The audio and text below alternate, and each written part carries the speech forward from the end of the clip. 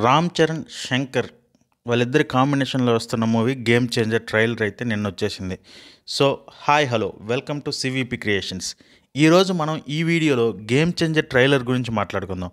నా honest opinion అయితే Shankar Indian political scams ఏవైతే ఉన్నాయో వాటన్నిటిని ఒక్కసారి అలా కెలికేసి సైలెంట్‌గా చంటి పిల్లాల్లా కూర్చున్నారా ఏందిరా బాబు అనిపించింది ఈ ట్రైలర్ చూడగానే.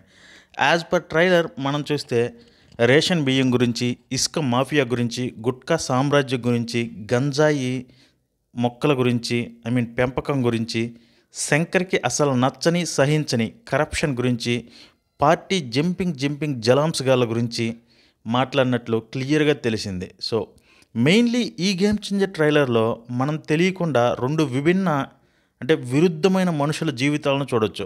అవేంటంటే ఒక విలువలతో కూడిన ఒక ప్రజానాయకుడు జరుగుతున్న అవినీతిని ఎదుర్కోవాలి అని అభ్యుదయం అనే ఒక పార్టీని పెట్టి ఎలా మోసపోయాడు, చివరికి ఆయన ఏమైపోయాడు అనేది ఒకటైతే, ఇంకోటి powerful and courageous government employee IAS, అదే రామ్ నందన్.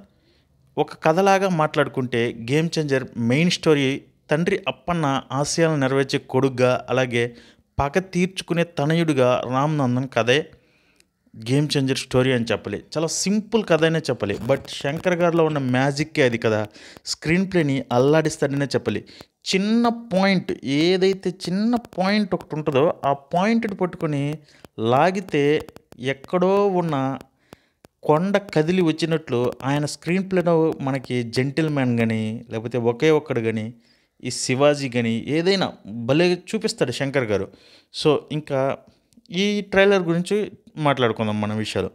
ఒక యాంగర్ ఇష్యూ ఉన్న స్టూడెంట్ ఒక ఐఏఎస్ అయితే ఎలా ఉంటుందో మనం చూస్తాం. ఈ స్టూడెంట్ కాలేజీలో జరిగే ర్యాగింగ్నే కాదు, అదే కాలేజీలో ఆయుధంగా చేసుకొని మోపిదేని కుమారుడు నవీన్ చంద్ర గంజాయి గుట్టును పసిగట్టాడని చెప్పాలి. దెబ్బకి డైరెక్ట్గా ఎస్జే సూర్యాని కెలికినట్టే అవుతుంది. మనం ఈ సీన్ ఇప్పుడు మనం చూస్తే Ram Nandan versus Mopidevi indirect war కాలేజీలోనే స్టార్ట్ అవుతుంది. సో మేబీ ఆ కసి మీదైనా ఆ యాంగర్ ఇష్యూస్లో ఏదో ఒక గొడవ జరగటం, అది కాలేజీలో గొడవలు మనం చూసాం ఆల్రెడీ ట్రైలర్లో కూడా, అలాగే ట్రేజర్లో కూడా ఒక షాట్ ఉండిద్ది. నవీన్ చంద్ర పక్కనే ఉన్నప్పుడు రామ్ నందన్ వేరే వాళ్ళని కొడుతూ ఉంటాడు, ఈవెన్ నవీన్ చంద్రాన్ని కూడా కొడతాడు ఒక సీన్లో. సో అలా చూసుకున్నా కూడా రామ్ నందన్ మోపిదేవి మీద కసితోటే ఐఏఎస్ అయ్యాడా, తను చేసిన లొసుగులన్నీ తీర్చాలనేది కూడా ఒకటి ఉండిద్ది. ఇంకొకటి, రామ్ నందన్ ఐఏఎస్ ఆఫీసర్ కదా, ఏంటి ఐపీఎస్ ఆఫీసర్ గెటప్లో ఉన్నారు అంటే, రామ్ నందన్ ఫస్ట్ ఐపీఎస్ అయ్యి తర్వాత ఐఏఎస్ అయ్యాడా అనే ఒక డౌట్ ఉంటే కొంతమందికి, ఇక్కడ రెండు విషయాలు జరిగి ఉండొచ్చు.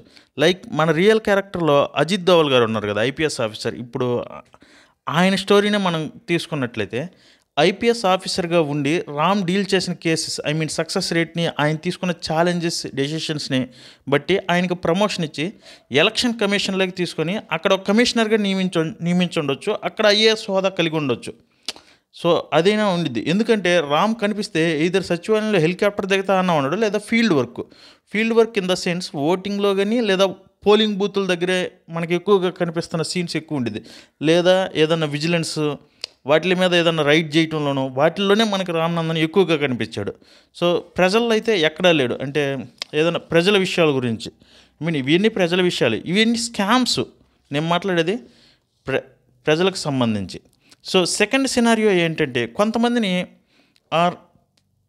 ప్రీవియస్ ఇయర్స్లో ఐఏఎస్ ఆఫీసర్కి ఇంకో పని కూడా చేయించేవారు. అదేంటంటే వాళ్ళ ప్రొవిషన్ పీరియడ్ ఆల్మోస్ట్ 2 years ఉంటుంది. సో ఆ 2 years అడ్మినిస్ట్రేషన్లో మెయిన్ ఇంపార్టెంట్ ప్రక్రియ లా అండ్ ఆర్డర్ అనే చెప్పుకోవాలి మనందరం. సో దాన్ని ఎలా మేనేజ్ చేయాలి అనేది ట్రైనింగ్ ఇచ్చేవారు. అది అప్పట్లో ముస్సోరీలో ఇచ్చేవాళ్ళు. సో మేబీ ఆ టైం పీరియడ్లో అలా ఉంది కదా అని చెప్పి ఆయన ప్రొవిషన్ పీరియడ్లో ఉన్నప్పుడు ఏమన్నా చేసి ఉండొచ్చు ఉంటే. సో ఈ మూవీ అసలు తిరిగేది మొత్తం అప్పన్న క్యారెక్టర్ చుట్టని మనకు క్లియర్గా శంకర్ గారు చెప్పారు, దిల్ రాజు గారు చెప్పారు, మనం ట్రైలర్ చూసినా కూడా అర్థమవుతుంది. సోల్ ఆఫ్ ద మూవీ మనకి పెద్ద రామ్ చరణ్ అయినా అప్పన్న చుట్టూరే జరుగుతుంది. సో సెకండ్ హాఫ్లో అప్పన్న ఆడించే ఆట అంత ఇంతగా ఉండదు, మామూలుగా ఉండదు అనిపిస్తుంది.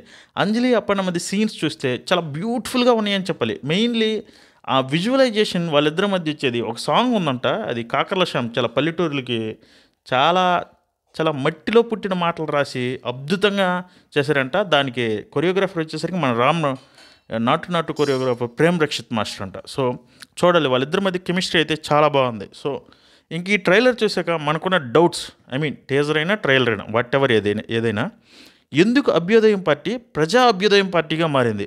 సో రామ్ చరణ్ ఉన్నప్పుడు అభ్యుదయం పార్టీ, రామ్ చరణ్ పోయాక ఏదైతే ఎస్జే సూర్య ఉన్నాడో అతను ప్రజా అభ్యుదయం పార్టీగా మారింది. రామ్ చరణ్ ఉన్నప్పుడు గ్రీన్ కలర్లో ఉన్న లేబుల్, ఆ లైన్ ఏదైతే ఉందో అది రెడ్ కలర్కి మారింది ప్రజా అభ్యుదయం మారిన తర్వాత. సో రెడ్ అంటే ఏమన్నా డేంజర్ జోన్లో పెట్టిందా లేదా వాళ్ళ వల్ల డేంజరా అనేది. సో ట్రైలర్లో అంజలి నోరు మూసుకొని అడవిలో ఉంటుంది. అంటే ఆ టైంలో అప్పన్న ఏమన్నా చనిపోయే టైంలో అంజలి పక్కనే ఉందా, అదంతా చూసి ఆవిడ బతికిందా? ఎందుకంటే ఒక సీన్లో రామ్ చరణ్ గారు అమ్మ అని చెప్పి అరుస్తా ఒక గూడెం లాంటి దాంట్లోకి వస్తాడు. అసలు నిన్న స్పీచ్లో నిన్న శంకర్ స్పీచ్లో సర్ప్రైజ్లు ఉన్నాయి అన్నారు. దానికి ప్రూఫ్గా ఫ్లాష్ బ్యాక్ సీన్స్లో వచ్చే ఒక ఉమెన్ అండ్ పిల్లాడి ఫేస్ ఏదైతే ఉందో ఆ ఫేసు బ్లర్ చేసి ఉండటం మనం చూడొచ్చు. సో అది కొంచెం షాకింగ్గానే అనిపించింది. అంటే అంత డీటెయిల్డ్గా ట్రైలర్లో పెట్టాడంటే శంకర్ గారు దానికి బోల్డ్ అంత సీనియర్ రాసి ఉంటాడు నాకు తెలిసి. ఎందుకంటే అది మనల్ని ఎంగేజ్ చేసింది ఖచ్చితంగా. రామ్ నందన్ని ఎందుకు అరెస్ట్ చేశారు? ఒక సీన్లో మనం ఆయన పెళ్ళికొడుకు గెటప్లో ఉన్నప్పుడు అక్కడ అరెస్ట్ చేసి ఉండటం చూడొచ్చు. సో మేజర్ డౌట్ ఏంటంటే మనకు అప్పన్న కనిపించిన సీన్స్లో చాలా వరకు ఇద్దరు పిల్లలు కనిపిస్తూ ఉంటారు. సో రామ్ నందన్కి ఇంకొక తమ్ముడు లేదా అన్న ఉన్నారా? ఉంటే ఆయన ఐఏఎస్ ఈయన ఐపీఎస్ అయ్యారా? సో ఇదైతే పెద్ద డౌట్ అనే చెప్పాలి నిజంగా. అలాగే ఇంత రేసీగా కట్ చేసిన రూబా ఎవరైతే ఉన్నారో ఎడిటరు, ఆయనకి నిజంగా హ్యాట్స్ ఆఫ్ చెప్పాలి. అంటే ఈ మధ్య కాలంలో ఇంత రేసీ ట్రైలర్ని నేనైతే చూడలేదనే చెప్పాలి. శంకర్ గారు చెప్పినట్టు మూవీ కూడా చాలా రేసీగా ఉంటుందనే చెప్పాడు.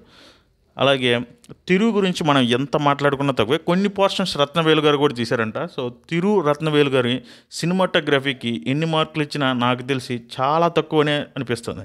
ఇంకా శంకర్ దర్శకత్వం గురించి, ఆయన విజువల్ గురించి మనం అసలు ఏమాత్రం డౌటే పెట్టుకోవలేదు. మేబీ ఫెయిల్ మూవీస్ అయి ఉంటాయేమో కానీ శంకర్ విజువలైజేషన్లో మనల్ని ఇప్పుడు డిసప్పాయింట్ చేయలేదు. ఎక్సెప్ట్ ఈ ఏదైతే ఇండియన్ 2 ఉందో అది చాలా ఎబ్బెట్టుగానే అనిపించింది అందరికీ. అందులో నేను కూడా ఒకటి ఉన్నాను. దిల్ రాజు ప్రొడక్షన్స్ సూపర్ అనే చెప్పాలి. ఇంకా ఈ డౌట్స్ అన్నిటినీ శంకర్ సార్ మనకి 10th జాన్లో బొమ్మ చూపిస్తారు, ఆ బొమ్మ వేసి మరీ చూపిస్తారు అని నాకు బాగా అర్థమైంది. శంకర్ సార్ చాలా రోజుల తర్వాత కాదు చాలా ఇయర్స్ తర్వాత ఆయన ఆడించే ఆట మామూలుగా ఉండదనే అనిపిస్తుంది నాకైతే. మీ ఒపీనియన్ ఏంటో ఈ ట్రైలర్ చూసిన తర్వాత కామెంట్ చేయడం మాత్రం అస్సలు మర్చిపోకండి. Thank you for watching. Video ఇన్ఫర్మేటివ్గా ఉంటే మీరు లైక్ చేసి కొంచెం మమ్మల్ని సపోర్ట్ చేస్తారని చెప్పి అనుకుంటున్నాను. జై హింద్. రామ్ చరణ్.